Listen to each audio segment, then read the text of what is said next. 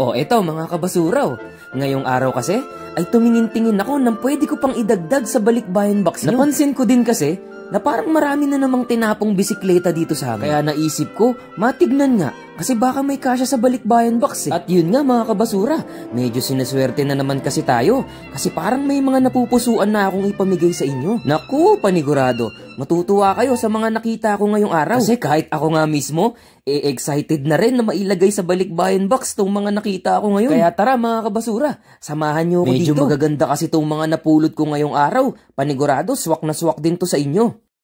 Ilalagay ko yung mga yan sa pangatlong box natin, okay? So, abangan nyo. Ngayong araw kasi ay sobrang dami na naman na tinapon na basura dito sa amin. Kaya naisip kong maglibot-libot at magtingin-tingin.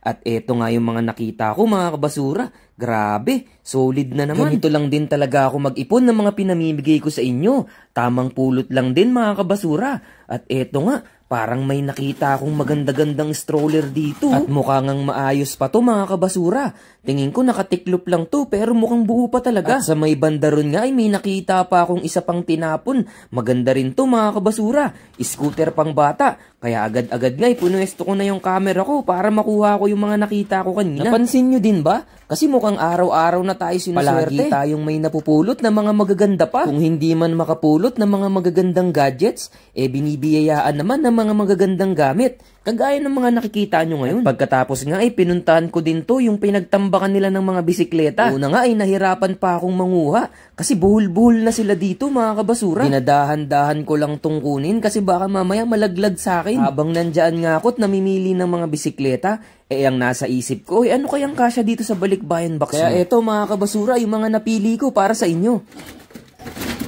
Eto mga kabasura, dahil natanggap na nung winner natin yung balikbayan box na pangalawa. Eto na, bubuo ulit tayo. Ang ganda nito mga kabasura.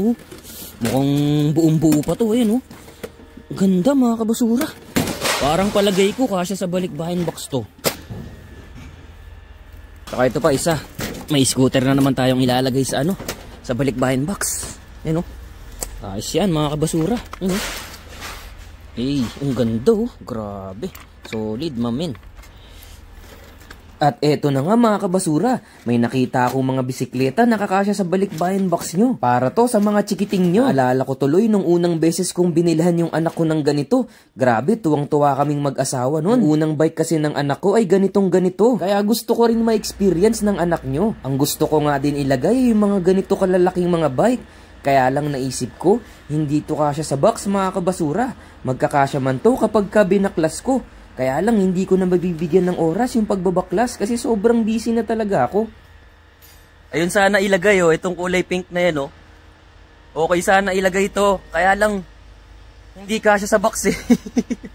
Saka yung mga yun yung malalaki. Ayun yung mga trail bike. Yun sana maganda ipamigay. Kaya lang hindi kasya sa box mga kabasura.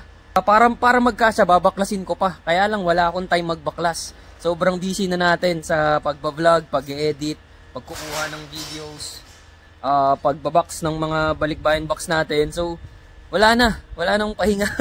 kaya ko lang ilagay etong mga to. Itong maliliit na to, ito, tsaka yung ayan Ayan, so yan lang yung kaya natin ilagay kasi hindi na yung babaklasin, salpak na lang agad yan sa box. So yun, abangan nyo. Nakita nyo naman, ilalagay ko yung mga yan sa pangatlong box natin, okay? So abangan nyo kasi yung box na para sa inyo, naku, solid. So, dito nyo lang yan naabangan sa nag-iisang Basurero TV. Be kind, but not always. Peace.